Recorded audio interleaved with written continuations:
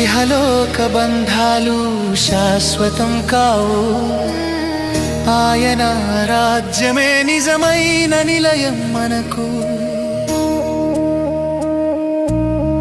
ఇహలోక బంధాలు శాశ్వతం కావు, ఆయన రాజ్యమే నిజమైన నిలయం మనకు. పాపిని నీతిమంతునిగా మారుస్తానన్న వాగ్దానం క్రిస్మస్ రూపంలో మనకు దొరికింది సత్యం. పాపిని నీతిమంతునిగా మారుస్తానన్న వాగ్దానం క్రిస్మస్ రూపంలో మనకు దొరికింది సత్యం.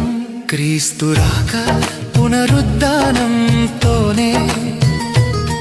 మన పాప బంధకాలు తెగిపోయెను చూడు. క్రీస్తు రాక పునరుద్ధానంతోనే మన పాప బంధకాలు తెగిపోయెను చూడు.